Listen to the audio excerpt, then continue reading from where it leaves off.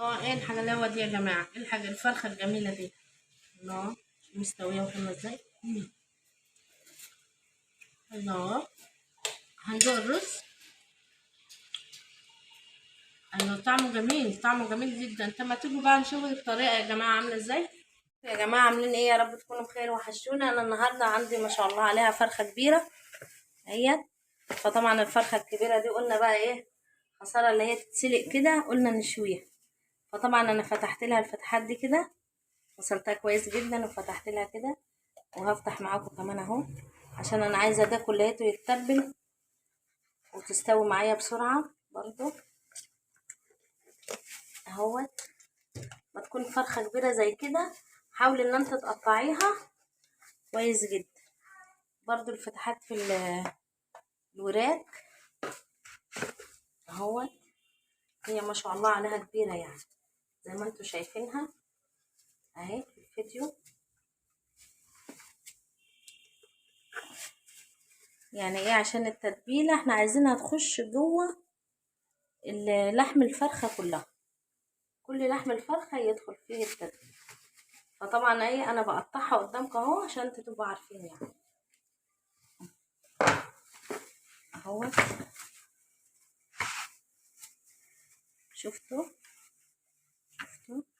ما شاء الله عليها، الصدر بتاعتها كبيره يعني، كبيره كبيره حلوه يعني اهو. نقطعها كمان من فوق ومن هنا زي ما انتوا شايفين اهو. كنا عايزين نعملها كنتاكي بس كبيره قوي على الكنتاكي. تعالوا بقى نشوف التتبيله احنا هنعملها ازاي. معانا قرن من الفلفل الاحمر هنحط عليه، هنعمل يعني تتبيله بسيطه سهله، مش مثلا مكلفه قوي ولا اي حاجه، يعني حاجات بسيطه كده. فلفل احمر، قرن وقرن اخضر، وليمون بقى وكاتشب وهتشوفوا كده قدامكم كل حاجه بالطبيعه. واهو يا جماعه عملت بقى قرن فلفل احمر بشرته، وعلى واحد اخضر اهو، بس يعني حطيت حاجات بسيطه من الاكل. معانا ليمونتين برضو، ليمونتين هننزل عليهم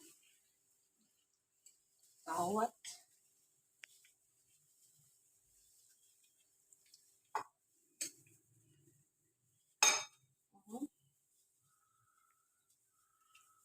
اللي معانا بقى لحد دلوقتي مش ننسى بقى يا جماعة يصلي على النبي عليه أفضل الصلاة والسلام. عليك يا حبيبي يا رسول الله. كده عملنا احنا ليمونتين اهوت. ومعانا بقى، معانا فلفل، معانا 7 بهارات، معانا معلقة من برضو معلقة ايه صغيرة ملح، معلقة كاري، نص معلقة بابريكا، معلقة ربع معلقة كده كمون. التتبيلة بقى اللي انا كنت عاملاها بالكبوبة الصيني اهيت، برضو حطيت معلقة منها، وهنزل بالحاجات دي كده على التتبيلة بتاعتي كده اهوت. هحط بس برضو معلقة من الفلفل الاسمر، معلقة كده من الفلفل الاسمر اهوت. معايا دبس رمان هحط عليها برضو، هحط معلقتين، بسم الله،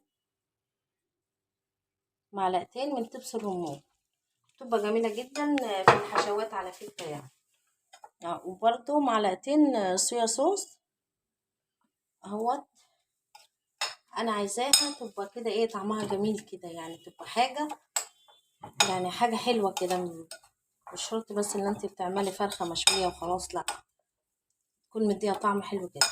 معايا بقى اكياس من الكاتشب، معايا 5 اكياس من الكاتشب اهوت. هجيب بس مقص واهوت، نزلت بقى باتنين من الكاتشب، وهنزل برضو باتنين تانيين اهو، برضو كده عشان يبقى طعمها حلو اهو اهوت.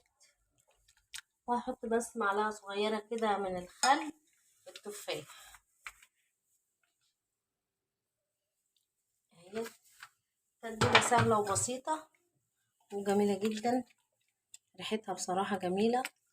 هنزل بقى كده على الفرخة بتاعتي وهسيبها فيها يعني ايه زي ساعة كده، يعني هسيب التتبيلة ديت في جوه الفرخة ساعة. وهو يا جماعة همسك بقى التتبيلة بتاعتي كده وهحشيها كلها برضو في الفتحات دي كده اهي. اهي شفتوا بنحشيها جوه الفرخة كلها كده كلها، وراكها وكل حاجة فيها، وبقلبها برضو الناحية التانية كل الفتح اللي انا فاتحاها اهي فيها كده اهي. والصدر بقى والجلد جوه كده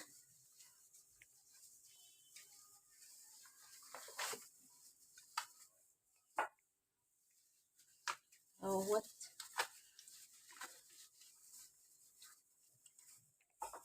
وعايزه بقى اغرقها كده من التتبيله واسيبها بقى ايه زي ما انا قلت لكم ساعه بحالها في التتبيله. اغطي عليها واسيبها بقى ايه ساعه كده في التتبيله بتاعتها تشرب منها.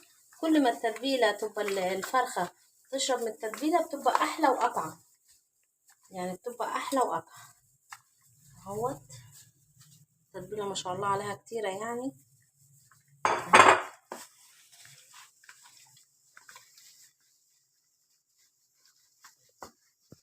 هسيبها بقى كده يا جماعه ساعه في التتبيله دي زي ما انا قلت. انا دعكتها كده كويس جدا بيها اهيت عشان انا عايزاها تشرب منها. بعد ما الفرخه بتاعتي سبتها ساعه كده اهيت هنزل بقى كده في الطاسه دي اللي هي الجريل اهيت. طبعا انا معليه البوتاجاز، انا عايزه اديها صدمه كده الاول اهي، معليه عليها البوتاجاز.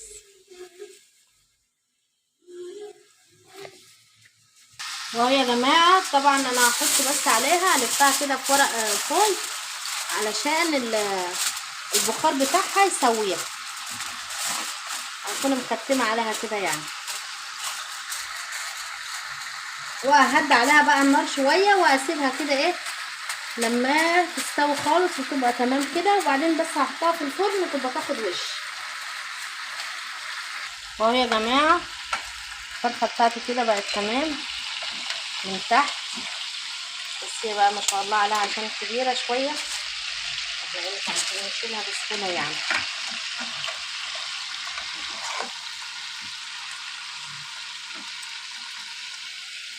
امسك كده القصه دي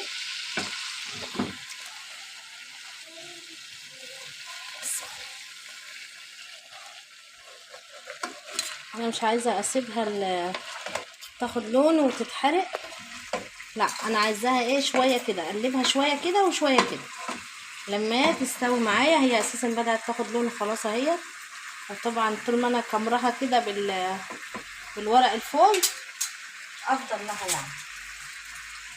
وهي يا جماعه هننزل بقى كده بشويه زيت عشان نعمل بقى الرز. طبعا احنا هنعمل رز مصر عادي بس بالكركم عادي يعني مش شرط يكون بسمتي خالص اهو.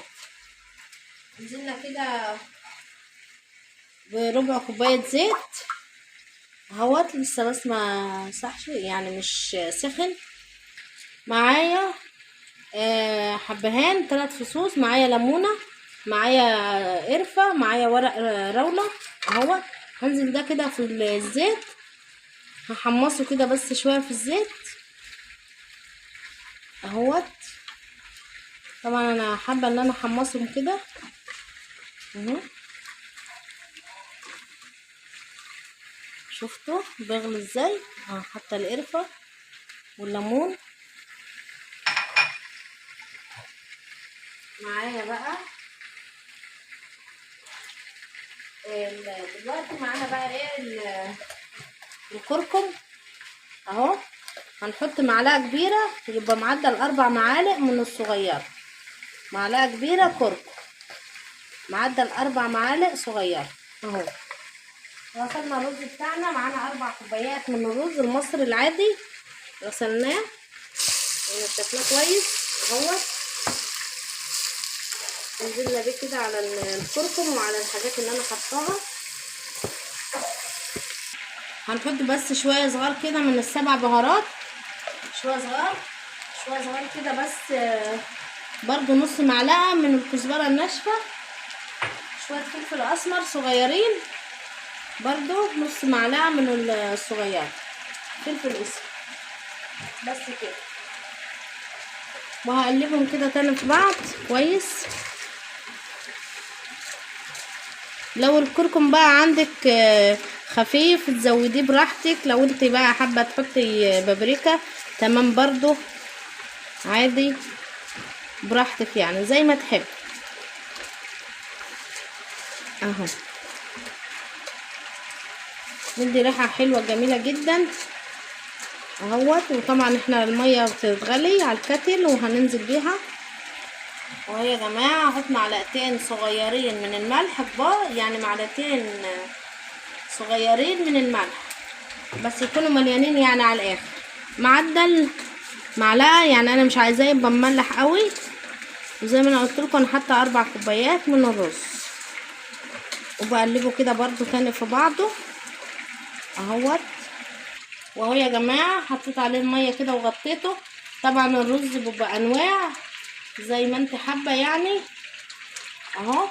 يعني كده لو احترتي يعني حديت العقله بتاعه الصوت، واحنا بنغطي الرز كده بالميه عشان ايه يبقى كويس، ولا معجون ولا يكون ايه ناشف كده كويس الميه بتاعته.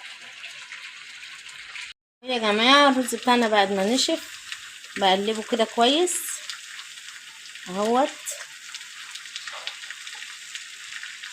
وهسيبه بقى هد عليه واسيبه يستوي كويس جدا اهو. وهو يا جماعه شفتوا اهيت الفرخه بتاعتنا بتستوي اهيت. طبعا انا بقى هحطها في الفرن، طفي عليها بقى من على البوتاجاز واقوم حطها بقى في الفرن. معايا ورق فويل كمان هخمرها كده كويس جدا في ورق الفويل عشان ما تطلعش بس ايه البخار بتاعها خالص. واحطها هناك بقى في ورق في الفرن وهد عليها شويه واسيبها بقى ايه تستوي براحتها. يا جماعه وادي الرز بتاعنا اهو ما شاء الله عليه، الرز المصري العادي مش بسمتي ولا اي حاجه اهوت. يعني مش مهم رز بسمتي خالص مع الفرخه بتاعتنا. وادي الفرخه اهيت لسه طالعه سخنه مولعه اهي. شفتوا جمالها استوت وبقت تمام. خدت بالظبط في الفرن ساعه الا ربع. طبعا انا كنت مسوياها شويه صغيرين كده على البوتاجاز، يا دوبك اديتها صدمه كده بس ونقلتها بقى ايه في الفرن اهوت. عايزاكم بقى تقولوا لي ايه رايكم. يا بسم الله ما شاء الله عليها عشان مستويه جامد فايه مش عارفه اشيلها بسهوله. وهي يا جماعه الفرخه بتاعتنا طبعا مستويه جامد اهو وحلوه جميله. طبعا الصوص بتاعها ده احنا ممكن نحطه عليها على الوش اهو. عايزاكم بقى تقولوا لي تكتبوا لي بقى في التعليقات وتقولوا لي ايه رايكم في الغدا بتاعنا النهارده. يا رب يكون الفيديو بتاعنا عجبكم واشوفكم على الف خير في فيديو جديد. ولو اول مره بتشوفوني انا اسمي نجوى ابراهيم. مش تنسوا بقى تصلوا على النبي عليه افضل الصلاه والسلام. مش تنسوا بقى تعملوا لنا لايك واشتراك في القناه وتفعلوا الجرس عشان يوصلكم مني كل جديد. اشوفكم على الف خير في فيديو جديد. مع الف سلامه، باي باي.